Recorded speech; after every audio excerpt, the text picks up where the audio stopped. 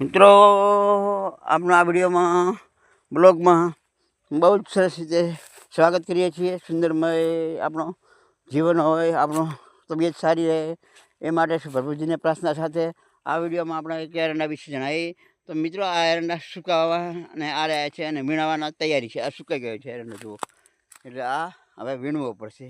એટલે વીણવાનું હજી ચાલુ કર્યું નથી, આજકાલમાં વીણવાનું ચાલુ થઈ જશે. આ બધી માળાઓ દેખાય છે, આ બધી માળો વીણી લેવામાં આવશે. એક એરંડે 1 થી 2 તો માળ સુકાઈ ગઈ છે, આ સુકાઈ ગઈ છે માળ, એટલે આ માળો બધી લેવી પડશે, બરાબર.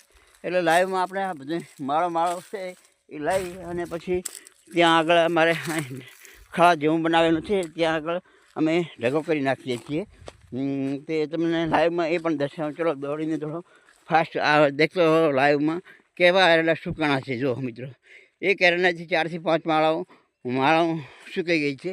અમુક વીણ્યા છે અને અમુક વીણ્યા વગર પણ છે મિત્રો દોસ્તો. તો લાઈવમાં આપ જોઈ શકો છો. જુઓ, વીણેલા પણ આપણે દેખાશે અને ન વીણાલા પણ દેખાશે. આ વીણા વગરના એરંડા છે મિત્રો. તો લાઈવમાં આપ બન્યા રહો. આપણે જે વીણેલ છે અને જે ઢગ પડ્યો છે એ બતાવીશું. અને મેણિયાથી વીણવામાં કાંબો બનાવવાનો, કાંબો બાંધવાનો. એટલે મિત્રો આપણે આ લાઈવમાં કેવી રીતે એરંડા વિષય તો દરેક ખેડૂતને ખબર જ હોય, પણ અમુક સિટીમાં કે જે ફેક્ટરીઓમાં કેવામાં કામ કરતા હોય એને આ વિડીયો વિશે ખબર ના હોય, એરંડા કેવી રીતે વીણાય અને શું થાય. તો આ મેણિયા થકી પાછળ મેણીએ બાંધી અને આ એરંડા વીણી શકાય. તો આ 2 થી 3 વીણીને એરંડા ભેગા કરેલા છે મિત્રો. લાઈવમાં આપણે દર્શાવું છું. આ મેણીયા છે, જો આનાથી બાંધી નાખવાના, કાંબો બાંધી અને વીણી નાખવાના. અને પછી આ મેણી આને મૂકી રાખવાના. વરસાદ પાણી કે રોડ ઢાંકર આવે તો ઢાંકી દેવાનો. એટલે મિત્રો આ વિડીયોમાં પણ આપણે સરસ એરંડા વિશે માહિતી આપી છે, એરંડા વીણવા વિશે.